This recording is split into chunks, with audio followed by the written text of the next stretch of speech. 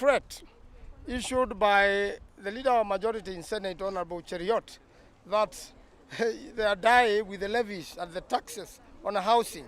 This housing thing is a fallacy.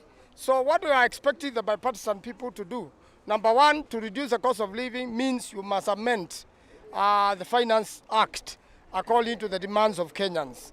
And then you begin to address cost of living. All the levies and the taxes which have been done illegally through fraud in the National Assembly must be reversed. Otherwise, that tough talk that you must do housing for, to Kenyans by force and without consulting them is really ridiculous. That threat by Honorable Cheriot is empty. It is selfish. Kenyans have to be consulted in every move before a law is made. We are already gone to court on the Finance Act, and we are expecting judgment on 28th from the three-judge bench led by Justice Majanja. And Kenyans are expecting a lot that the finance bill has to be revisited, adjusted, so that Kenyans can bear the cost of living. When you increase taxes and you increase the cost of living, you kill small businesses, money stops circulating. That's why when they increase the cost of fuel, many people are no longer using fuel and the country has made big losses. It is a time we expect the bipartisan talks to favor Kenyans and to follow all the ideas that were given during public participation by Kenyans. Thank you, sir. It's just an excuse. When President KIBAKI came to power, he did not blame President Moi for anything. He went on.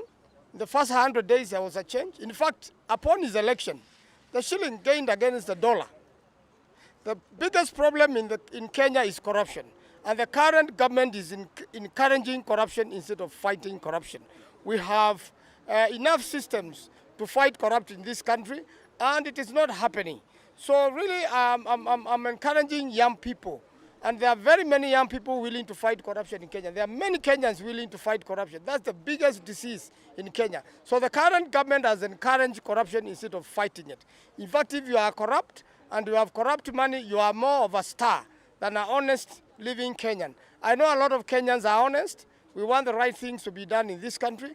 And a country succeeds or fails on the leadership it has. So we are encouraging young people to take control of their country. We want them to run for office. We want young people to run for MP, we want the young people to run for Senate, we want the young people to run for governor. It begins now. It begins with your identity card. It begins be active in a political party, and it also begins by participating in the election itself. And many, many Kenyans are willing to elect young Kenyans. So my plea today is to ask young Kenyans to register in a political party. The WIPER registration is star 509 #, and then you are guided. So we'll be going back around, we'll be going to the grassroots.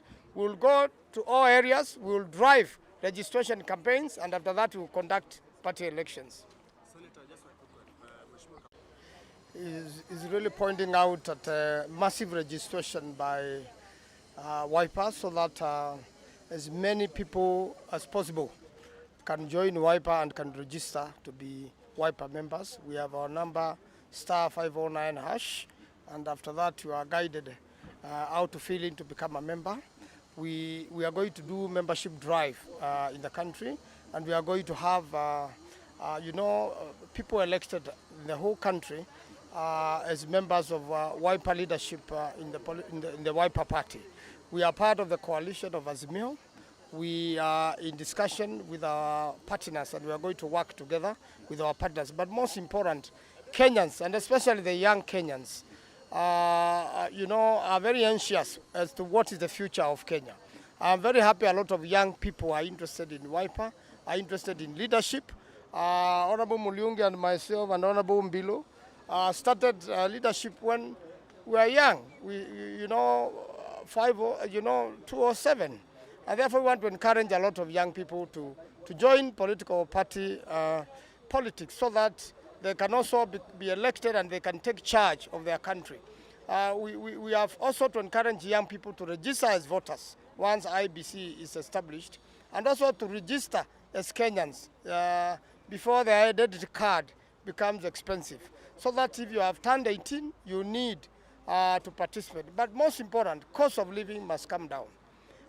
If Kenyans are tired, the so-called G2G we have discovered is more expensive than the world market for oil because of commissions, budgeted corruption, skewed corruption, and a few people making themselves rich and leaving many Kenyans suffering. So I really want to call upon all young people to wake up and take charge of their country. They are 72%, they can decide and make sure that the leadership of this country is in the right hands.